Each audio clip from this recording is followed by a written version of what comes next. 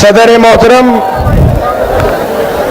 हमारे पार्टी के अगवा, हमारे रहनुमा लीडर जनाब बैरिस्टर हाजी असदुद्दीन ओवैसी साहब, हमारे स्टेट प्रेसिडेंट शौकत अली चचा, हमारे मंडल अध्यक्ष मोहिबुल हक चचा, हमारे जिला अध्यक्ष शाह आलम चचा और भी हमारे पार्टी के जितने पदाधिकारी हैं यहाँ पर मौजूद, बड़े बूढ़े बुजुर्ग, हमारे नौजवान साथियों, अस्सलाम वालेकुम और आदाब।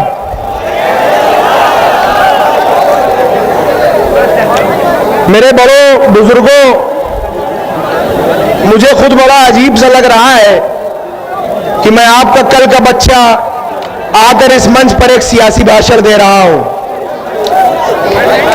मुझे एक झिझक थी कि जहां पर इतने बड़े बड़े सियासतदान मौजूद हों, जहां मैं अपने बुजुर्गों के बीच में हो जाऊं, वहां पर उनका कल का बच्चा एक क्या भाषण दे। Hello hello hello. लेकिन जैसा कि मैं एक सियासी घर में पैदा हुआ और बड़ा हुआ,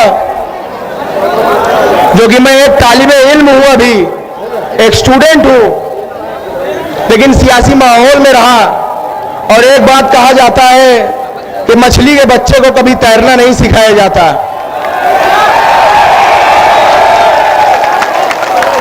वही खून मेरी भी रगों में है, वही हौसला, वही ताकत, वही जज्बात मेरी भी रगों में है, लड़ने की कुव्वत मेरी भी रगों में है। उसी बाप की औलाद हूं मैं भी।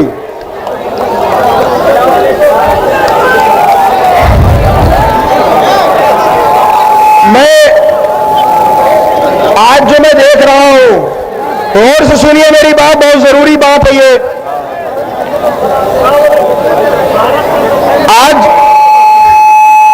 आज इतने दिनों से मैं देख रहा हूं और एक जमाने से देखता आ रहा हूं, और अपने अब्बा से बात करने के बाद, और उन्होंने कहा कि एक लीडर हिंदुस्तान में है, इतना अपडेटेड, इतना हाईली लर्नेड लीडर मैंने अपनी जिंदगी में नहीं देखा।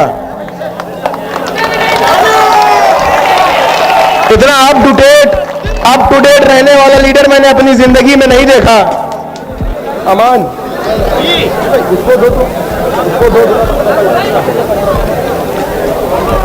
नहीं देखा। एक निजी वाकया बताऊं तो जब अब्बा जेल में थे, अभी गुजरात जेल में पहुंचे, उनको महज 2 साल से वो जेल में है गुजरात में। तो जब से वो गुजरात जेल में है, वो 2 ही चीज लाने को कहते हैं। एक अर्तुगरुल की सीरीज ले आ दो, कहते हैं कि एक अर्तुगरुल की सीरीज ले आ दो, और जनाब असदुद्दीन ओवैसी साहब की स्पीचेस ले आओ। यहां तक कि ये जुनून उनकी स्पीच को सुनने का कि जो जब सांसद थे उस समय के जो अब्बा के पीए थे, उनको दिल्ली में कहलाया कि जब मैं सांसद था और उससे पहले उस जमाने के जो असदुद्दीन ओवैसी साहब की स्पीचेस हैं वो मुझे पेन ड्राइव में करके जेल भेजो, ये तक कहलाया गया। तो जब मैंने अपने अब्बा की बात सुनी, असदुद्दीन ओवैसी साहब के बयानों को सुना, स्पीचेस को सुना, तो यह एहसास हुआ मेरा भी जो इल्म है, जो अक्ल इजाजत देती है, उस हिसाब से हमें समझ में आया कि हम आज तक ठगे जा रहे हैं। आज तक हम ठगे जा रहे हैं। जैसे कि कहा जाता है कि तुम्हारी फाइलों में गांव का मौसम गुलाबी है, मगर ये आंकड़े झूठे हैं, ये दावा किताबी है। समझ लीजिए कि इसी तरह से हम लोग ठगे जा रहे हैं और झूठ बोला जा रहा है। हम तो वो है जिन्होंने इतने साल वोट दिया है, हमारे आपके बाप दादाओं ने इनको वोट दिया है। अगर आज हम खुद वोट मांगने की बात कर रहे हैं तो हम क्या जुल्म कर रहे हैं? क्या जुल्म कर रहे हैं बताइए? अगर हम वोट मांग रहे हैं तो हम गलत कर रहे हैं। हमारे साथ अगर हमारे हिंदू भाई, मुसलमान सब साथ में है, हिंदू भाई है, सिख भाई है, ईसाई भाई है, उनको ये पार्टी अगर मौका देने की और उनको हिंदुस्तान को कॉन्स्टिट्यूशन पे चलाने में दखल देने की बात करती है, और सबको लेकर साथ चलने की बात करती है, तो अगर हम आजादी के 75 साल के बाद अगर हम अपना हक मांग रहे हैं तो क्या गलत कर रहे हैं? बहुत से लोग यहां उत्तर प्रदेश में और भी जगह हिंदुस्तानों में हमको कहते हैं वोट कटुआ। सुनिएगा, हमको कहते हैं वोट कटुआ। बीजेपी और आरएसएस ने पूरे हिंदुस्तान में हमें कटुआ कटुआ कह के सरकार बनाया है। सेंट्रल में कटुआ कटुआ कह के सरकार बनाया सेंट्रल में। अब ये यूपी में वोट कटुआ कह के सरकार बनाने जा रहे हैं। तो हम चलिए, अगर हम कटुआ कहलाए जाने से कभी शर्माए नहीं, हम कभी नहीं शर्माए, तो वोट कटुआ कहलाए जाने से क्या शर्माएंगे? कहते हैं ये लोग वोट कटुआ। और सबसे ज्यादा तकलीफ तब होती है जब अपने कुछ भाई भी उसी में शामिल हो जाते हैं। हम इधर 22% है 100 में हम 22% हैं। यहां कोई 7 है, कोई 8 है, कोई 10 है। हम वोट का समंदर है, वो वोट का नदी और नाला है। हम वोट का समंदर है, वो वोट का नदी और नाला है।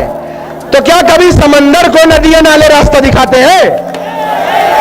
कि नदी और नाले आके मिलते हैं समंदर में,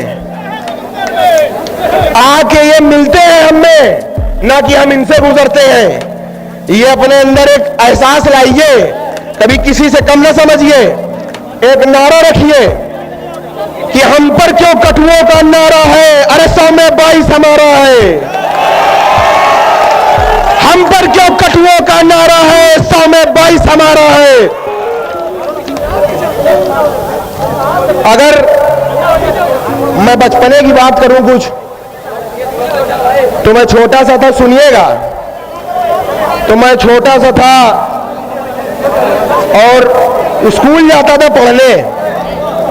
एक मिनट यार, भैया सुन लो, जरा सुन लो यार, बात ना करो, सुन लो। जब स्कूल में जाता था तो देखता था दीवारों में लिखा होता था कि तेल लगाओ डाबर का, नाम मिटा दो बाबर का। और लिखा होता था कि मुसलमानों तुम्हारा स्थान पाकिस्तान या कब्रिस्तान। तो ये मैं सोचता था कि ये किसको कहने की बात कर रहे हैं। मैं स्कूल जाता था तो पढ़ता था कि बाबर तो एक राजा था, औरंगजेब एक राजा था, ये किसको इशारा करने की बात कर रहे हैं। बाद में मुझे एहसास हुआ कि ये हमें इशारा करते हैं। और यही लोग जो हमारी माँ बहन बेटियों को बेवा करने की बात करते हैं, अगले ही पल हमारे हिमायती बन के तलाक की बात करने लगते हैं। ये कहां का रिवाज है बताइए? इन पर कैसे भरोसा करा जाए? आप खुद सोचिए कि एक तरफ हमारी माँ बहनों को बेवा कर रहे हैं, दूसरी तरफ तलाक की बात कर रहे हैं। यकीन करने लायक है कि नहीं है ये लोग? आप बताइए। और हमसे बड़ा देशभक्त कौन है? हमारे पास चॉइस थी, चाहते तो जा सकते थे। कौन है हमसे बड़ा देशभक्त? चॉइस थी हमारे पास, जा सकते थे, लेकिन रुक गए। हम वो नहीं है जो कराची चले गए, उनमें से नहीं हम रुक गए। चाहते तो चले जाते बाप दादा हमारे, लेकिन नहीं गए, रुक गए। और हमारी पुश्तें यही दफन होंगी इंशाअल्लाह इसी मिट्टी में। ये हमसे वफादारी का सबूत मानते हैं, वफादारी का सबूत मानते हैं ये लोग। और ये भी सुन ले कि जरूरत पड़ेगी तो इसी मिट्टी के लिए कुर्बानी भी देने को हम हाजिर हैं, कुर्बानी भी देंगे हम। और हमारा मजहब भी सिखाता है कि जहां रहो उसके वफादार रहो, वफादार रहना जरूरी है।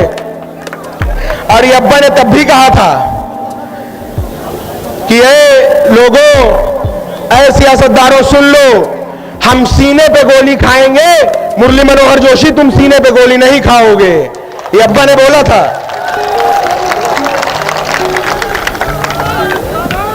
सन 89 से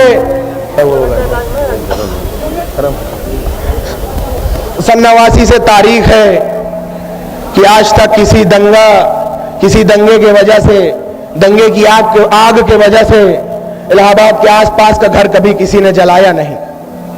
ये तारीख गवाह है खुद में कि हमारे वालिद जब से विधायक बने तब से किसी दंगे ने किसी के घर को जलाया नहीं। आखिर जब घर जलाना हुआ तो सबसे पहले हमारा घर जलाया, हमारा घर तोड़ा। हमारा घर पूरा तोड़ के एक कर दिया, और ये तोड़ के ये हौसला तोड़ना चाहते हैं। इस बात को समझिएगा। ये कुछ कर ले, इन्होंने घर हमारा भले तोड़ा, लेकिन इन्होंने हमारा हौसला नहीं तोड़ा, हमारी हिम्मत नहीं तोड़ी। वो बस एक ईंट की दीवार ही पहचान पाएंगे, बस न बसा न पाए एक घर जो वो घर के जान पाएंगे। हमारे हौसले की छांव में एक शहर बसता है। मेरे बच्चों को भी टूटी छतों का डर नहीं होता। तुम उन लोगों के साथी हो कि जिनके अनगिनत घर हैं, मैं उन लोगों का साथी हूं कि जिनका घर नहीं होता। हमारा वक्त आएगा, सुनो सच्ची कहानी है। हमारा वक्त आएगा, सुनो सच्ची कहानी है। हमारे और बदले की रिवायत भी पुरानी है। तैयार रहना कि एक एक ईंट जिस हाथों ने गिराई है, तैयार रहना कि एक एक ईंट जिन हाथों ने गिराई है, एक एक ईंट उन्हीं हाथों से वापस लगवानी है।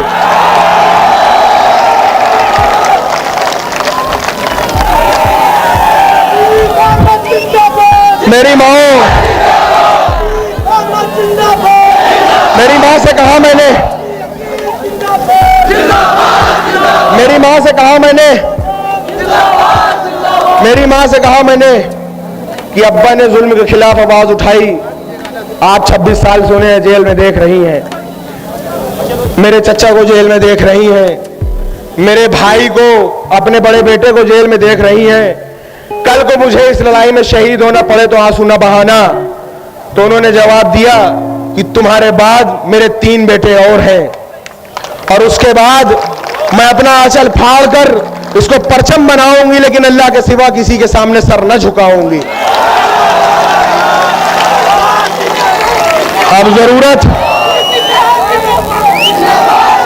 अब जरूरत हमें आपको है कि किसी की दलाली बाजारी न किया जाए, किसी का झंडा न उठाया जाए। झंडा उठाया जाए तो अपना झंडा उठाया जाए, बात की जाए तो अपनी बात की जाए, किसी और गैर की बात न की जाए।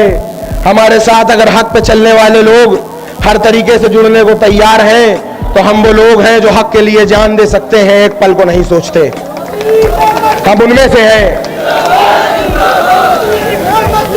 आज के बाद ऐसा करिए कि कोई नेता ये न कहे कि जाओ लग जाओ काम करो। नेता ये कहे कि हमारे साथ जुड़ जाइए, काम कर लीजिए। ये ताकत बनाइए, अपने अंदर इकट्ठा होने की ताकत बनाइए। बहुत बहुत गुजारिश है आपसे कि इस संगठन को मजबूत करिए।